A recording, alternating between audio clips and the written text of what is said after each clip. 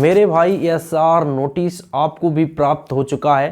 तो अब इस फॉर्म को कैसे आपको भरना है, वीएलओ के पास आपको कब और कैसे सबमिट करना है। इस फॉर्म को भरने के लिए 13 डॉक्यूमेंट यहाँ पर दिए गए। इस फॉर्म को भरकर जमा करने के लिए आपके पास ये 13 डॉक्यूमेंट होने चाहिए। इसके लिए आपको क्या ये पूरे 13 डॉक्यूमेंट की ज़रूरत होगी या फिर आप सिर्फ एक डॉक्यूमेंट से ही इस फॉर्म को आप भर के जमा कर पाएंगे। साथ में ये भी आपको बताएंगे इस फॉर्म को भरकर आपको कितनी तारीख को अपने वीएलओ के पास जमा करना होगा, जो कि इसी फॉर्म के अंदर सब कुछ है। तो इस एक एक करके सारी जानकारी जानते हैं। पिछली वीडियो के अंदर हमने बात की थी कि एसआईआर जो नोटिस आती है उसके लिए रिक्वायरमेंट जो भी डॉक्यूमेंट है उनको कौन कौन से डॉक्यूमेंट आपके पास होने चाहिए और कब आप एसआईआर नोटिस को सबमिट करेंगे, मतलब जमा करेंगे। तो हमारे पास इस बार एसआईआर नोटिस है। ये जो एसआईआर नोटिस है 2003 की लिस्ट में भाई इनका नाम था। 2026 की जो वोट लिस्ट एसआईआर जो सबमिट किए गए थे डॉक्यूमेंट वो भी इन्होंने जमा किए थे और फिर भी इनको एसआईआर नोटिस आ चुका है। अब इनको कौन सा डॉक्यूमेंट जमा करना होगा, इसके लिए क्या करना पड़ेगा। तो 1987 से पहले अगर आपका भारत के अंदर जन्म हुआ है तो उसके लिए आपके पास कुछ डॉक्यूमेंट हैं वो आप जमा कर सकते। अगर 1987 से पहले का अगर आपके पास निवास प्रमाण पत्र है तो उसको आप दिखा सकते हैं, उसकी फोटोकॉपी लगाकर इस वीएलओ के पास इस फॉर्म को जमा कर सकते हैं।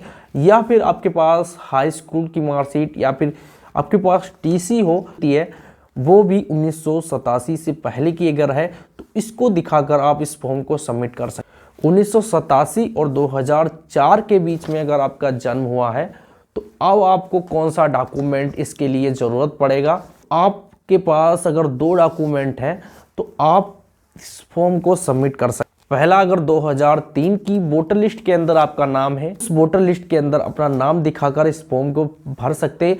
या फिर अगर आपके पास जन्म प्रमाण पत्र आपका बना है तो उस जन्म प्रमाण पत्र को आप दिखाकर अपना इस एसआईआर नोटिस को वेरीफाई कर पाएंगे, सबमिट कर पाएंगे, इस फॉर्म को जमा कर। अगर 2004 के बाद भारत के अंदर आपका जन्म हुआ है और एसआईआर नोटिस आपको आया है तो अब इसके लिए आपको कौन सा डॉक्यूमेंट जमा करना होगा। अब इसके लिए काफ़ी सारे दस्तावेज हैं जिनको आप जमा कर सकते हैं।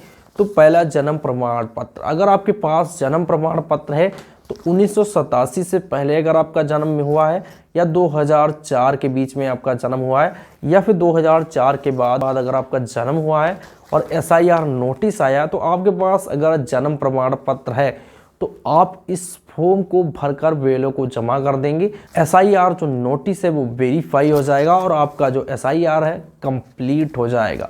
यहाँ पर 13 डॉक्यूमेंट दिए गए हैं जो कि मैंने पिछली वाली वीडियो के अंदर बताया था कि कौन कौन से डॉक्यूमेंट आपके पास होना बहुत ही ज़रूरी है। और यहाँ पर आपको एक डेट मिलेगी, उस डेट पर जाकर आपको अपना एसआईआर फॉर्म को जमा करना।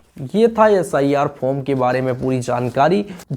अगर आपको पसंद आई हो तो वीडियो के लिए लाइक का बटन दबा दें एंड